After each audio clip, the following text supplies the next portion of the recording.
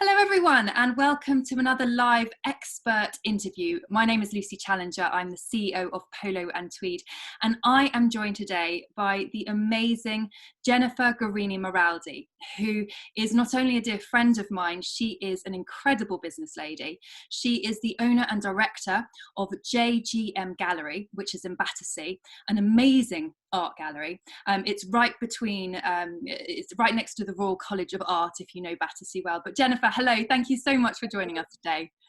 Yes, well, the Royal College of Art is probably the finest university for art students worldwide, and it's a whole university campus is now moving to Battersea, so it's moving away from South Ken and everywhere else, so it's a real hub of creativity there. Amazing, amazing. Well, for everyone that's tuning into this interview, I wondered if you could share a little bit about your background, about your career, your world of art that you work in, and just sort of bring us an insight into your background. Well, I mean, I've been a lover and engaged with contemporary art ever since I was at school in Australia. I am Australian, and which is one of the reasons that I have been collecting Aboriginal art for many, many years now. And it's the specialist subject of JGM Gallery, although we do show this art now alongside British artists, because I want people basically to engage with Aboriginal art, not as how they perceive it, which is brown dots and platypuses, but to see it on a platform with contemporary art worldwide. And so contemporary British artists show alongside and often in the same exhibition as Indigenous Australian artists. So it's a great gallery. And look, I've been involved since I was at school. And then I had a gallery in my 20s in Australia for many years. And in fact, until I moved to England in 1978. So that's a long time ago now. So I've kind of come full circle. And I was, as you know, because we've known each other for so many years, that I was on editorial staff of Country Life magazine for 15 years. Can you believe that? And so all during that time, I was interested in contemporary art and always collecting it and reading about it, and then discovering Aboriginal art in its contemporary form, which is only about 40 years old. Then you have the historic art, which is the cave painting and artifacts and so on, which goes back before that. But so during this time, I've been building a network of people and just experiencing things through Country Life and so on. And then I thought, I'm now going to open a gallery again. That's always the thing I've loved so much. And that is, I feel like it's my destiny. So my life is about art, and so this is an extension of me and what I love, my passion. Fantastic, fantastic. So a lot of people, tuning into this may enjoy art from an amateur eye, but they might not necessarily know the different types of art. And obviously your JGM Gallery specialises in contemporary art, but could you give an overview of, what different types of art actually exist? What can people buy, what can people look at, what do you see in a museum versus an art gallery? It's a huge subject. So it's not just contemporary art. In London is the center of the art world, pretty much worldwide, because you have everything. You have galleries which specialize in Chinese art, Russian art, South African art, contemporary British art, abstract or realist, depending on what they specialize in. So every gallery really has to specialize because it's such a broad area. Art, and people talk about old masters, it's a huge subject. So it is important to be a specialist, because you could never have a gallery that did everything, basically. Yeah. And what do you think is about art that makes such strong emotional connections with people when they see it? They either, they might love it, they might hate it, it might cause an emotional reaction. Yeah. Why do you think that happens? I think that what I always say to people is that when you listen to music, whether it's classical music or jazz, it can evoke some really interesting emotions. People cry and they don't know why they're crying. That emotion should be a similar thing with contemporary art. So visual art, and it's not just a decoration, it is something which is meant to educate you, touch your emotions, perhaps even teach you something that you about yourself or about the world that you hadn't already realized yourself. And I think that that's a very important thing, that people think that art is just something to make your house look pretty. No, no, no. If you engage with good art and what is really termed as fine art, because these artists have been working for many years, have trained at university and have studios, the artists I engage with, and including the Indigenous artists who've been making art traditionally in their culture for now over 80,000 years. So there's always something behind good art. And I think that people shouldn't be afraid of art. They should not be afraid to say, I don't know anything about it. What should I be feeling? And then just open up and give it some time and look at art. And some people are not visual. They don't want to look at art. They'd rather listen to music. Well, that's fine. But I think that walking around well, you've been to our apartment, which is like a gallery and was the gallery until I opened the new one. And so I know myself that living with good art is just an amazing experience. It's uplifting. And, you know, I assume everybody feels the same as me, and I know it's not true. And a lot of people feel, well, they couldn't go into a gallery that had abstract art because they don't know anything about art. Now, all galleries are so willing to teach. It's not true, because they're developing new clients, obviously, and they're commercial galleries. And anyone with a commercial gallery is someone who is passionate about art, because it's not a business that's an easy business to make money. So it's something you have to be passionate about. So everyone should just try and spend time with art, and that's probably my best piece of advice. I mean, it's you've hit the nail on the head, really, because I mean, I love art, but I'm not an art expert. I don't know much about buying and selling art. And I think for a long time in my own life, I was always wary about walking into galleries because I thought that they might, you know, look down at me because I didn't know about the artist that I'm looking at, or I don't specialize in that subject matter. And as my life progressed, I started sort of taking that chance and walking into galleries. And they are the most welcoming spaces. The people are very gentle and friendly, you know, they want to engage and, like you say, educate. And I think that's something that's accessible to everyone. You know, you don't necessarily have to buy something when you walk into a gallery, but that education and that journey it will go on, you know, you could then maybe save up for it one day, or look to buy something in the future. And it's really interesting that you link that to running a gallery, because to run a successful gallery, it's not just art, it's a whole business behind it. So in terms of your experience of running galleries, obviously back in Australia and now your gallery in Battersea, what do you think makes a successful gallery? What is your approach to it?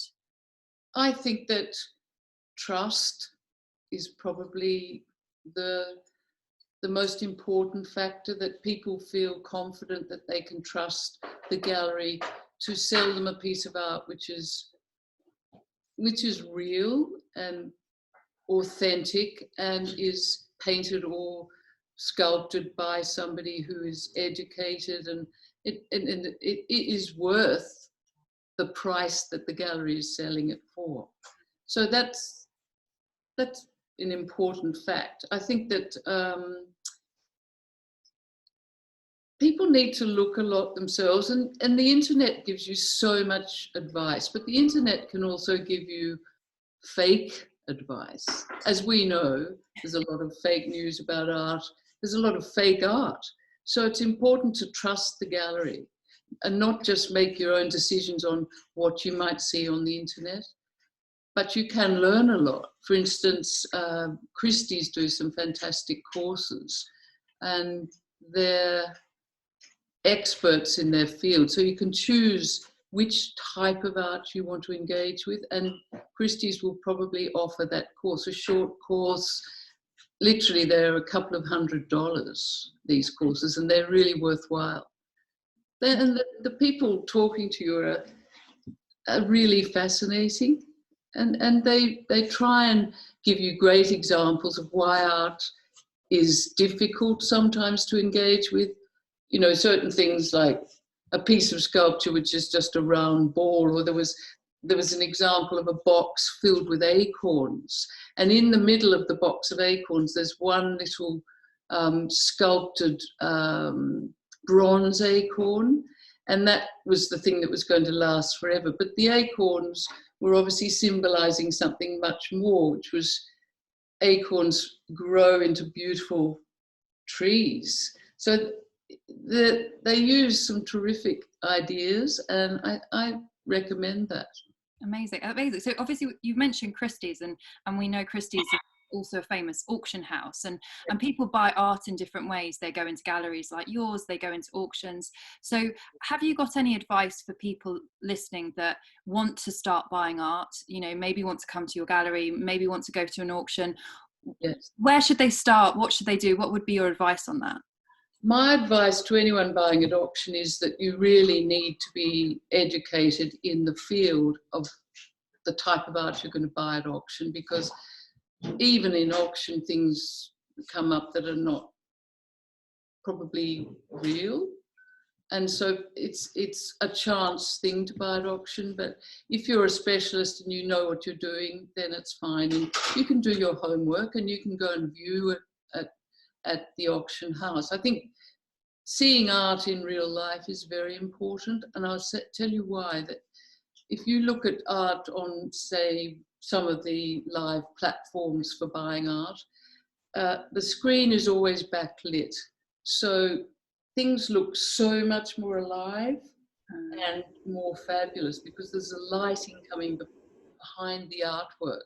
Now, when they get that artwork home, it's nothing like it in real life. So that's so important. I think it's easy to click and buy online, but I prefer people, when they're spending a reasonable amount of money, to really see the work in real life. Yeah, no, it's a really good advice, and like. And we also allow people to try things in their houses, which, I think that's important too, because you could see it in the gallery and see it on one wall with a certain light coming towards it, and then in their house it's in a darker room with no light, and it takes on a different personality. So I think it's quite important, people, if they're spending thousands, definitely to try the work. That's very good advice. I hadn't thought about that, because like you say, light and placement and the colour of the wall it's on, all of that has a huge effect. I move the art around our house quite often, and things take on a different kind of look in a different place because of light and because of size of the room, how far you can get away from the work, all sorts of considerations. And I think it's great to be able to do that. Amazing. And so obviously you mentioned obviously being from Australia to begin with, and then traveling the world and setting up your gallery there, and now setting up your gallery now. So you must have met amazing people through your journey in art, and met amazing talented artists. But could you think of any funny or unusual stories that you've experienced in the art world that you could share with us? There are so many. It's really, after being quite a private person for many, many years, you know, being a journalist and just showing the art here, opening the gallery, you're actually open to the public, and so anyone can walk in. I've seen people I haven't seen for 30 or 40 years, and they say, oh, you're Jen, you know, and I go, yes, because they don't recognize my married name. They didn't realize it was me. And so that's quite, it can be quite confronting. It's the same as when we do art fairs. You know, you don't know who's going to walk past next. I love that element of surprise of who's going to come into the gallery. But in terms of funny stories, well, when I travel in remote Australia to look at and source the Aboriginal art, I mean, I've had some extraordinary experiences that it's really hard to believe. But one particular, I was traveling with another girl, and we were welcome to the group of artists work in an art centre in the very North Kimberley, which is Western Australia. And they decided they'd do a smoking ceremony for us to welcome us. So they basically, Aboriginal people light a fire, and the Aboriginal women fan the fire, so the completely, you know, the smoke is completely covering you. And then they say that it purifies your blood and anything that is bad things that were within you. So I was enjoying it. Actually felt quite soporific.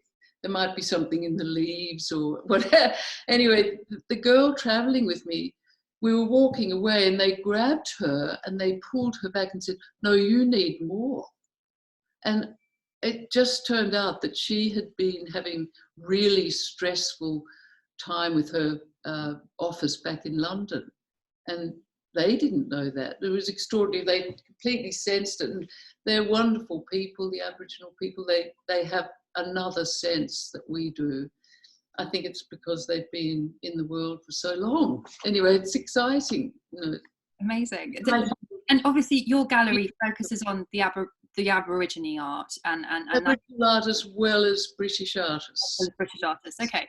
And what do you think about the Aborigine art that evokes such emotions? I know we spoke about that earlier emotion, yeah. But specifically the art that you source for your gallery. Why does it create such emotions? Is it because it comes from such a primal place of creation? What is it? There seems to be a lot of the time I look at a painting and there seems to be an extra thing that is unquantifiable, and it feels a lot more spiritual because they're painting their stories, and you feel that. It's something you have to allow yourself and open yourself to, but you definitely feel there's another element to the work than just, there it is, a beautiful colour on a canvas. There's a lot more to it, and once you know the stories, of course, then they come alive a lot more. But yeah, that's when I became interested in it, was when Filippo and I were in Sydney many years ago, and we bought a painting at Christie's auction in Sydney that we put some bids on several works of art we liked, and just because I wanted to buy something in Australia. And what came to London was a very big colourful work by Freddie Timms, an Aboriginal artist, but I didn't know because the name Freddie Timms didn't sound Aboriginal or anything, but he's pretty famous now. Well, he's the late Freddie Timms, he died last year. Okay. But that painting followed me around the house and was almost haunting. It was so spiritual. And that first really is what made me think I should bring this art to the UK. Yeah. Yeah, amazing. What an amazing story. So for people who don't necessarily know much about art, like we spoke about earlier, you know, my company is in the hospitality industry. We do training, and you find art everywhere. I mean, you find art in hotels and in restaurants and in private homes, everywhere. So why do you think it's important for people to understand art, even if it is on an amateur level? How could that help people in their sort of life journey?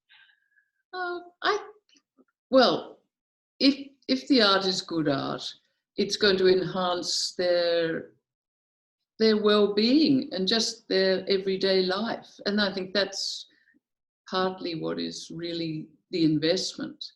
And I think that also, if people are entertaining, a collection is a great talking point.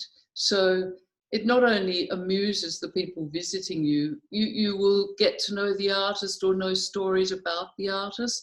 So you can actually talk about the painting, people love that. People are so hungry for information of that type. So when I walk around the gallery and I talk about different works of art, sometimes I look behind me and there's sort of 10 people following me, and I had no idea. I thought I was talking to one. They're all trying to listen. You know, it's tantamount to that you know that people really want to know things. So if you have beautiful art in your house, people love to hear the stories about it. So that is a talking point. It makes you interesting. It's an extension of you and your own personality. And that is better than just wallpaper. Yeah, I quite agree.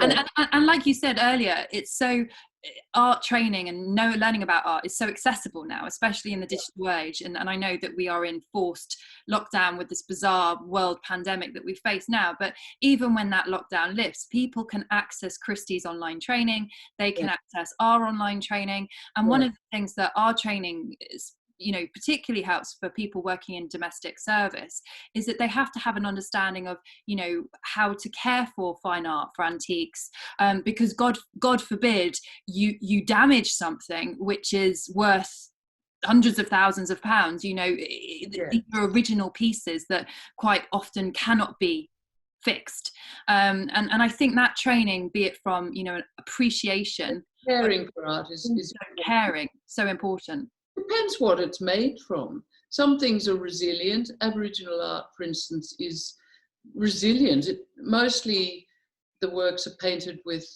acrylic paint on canvas or linen, and they're painted in such extreme circumstances and extreme weather and heat and out in the open, on the ground with dogs running across sometimes, and the red earth of Australia. These paintings are resilient and very difficult to damage unless you put a knife through. But a lot of damage happens in unpacking and packing. So that's an interesting thing as well. But, I'm happy to talk about restoration and anything at another time.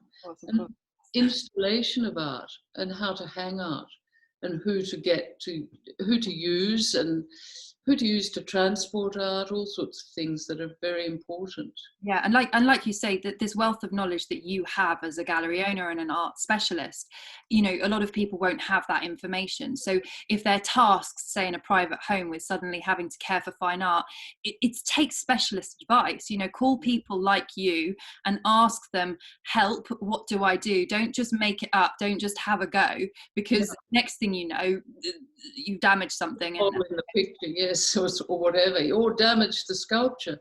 And I think also lighting is really important for art.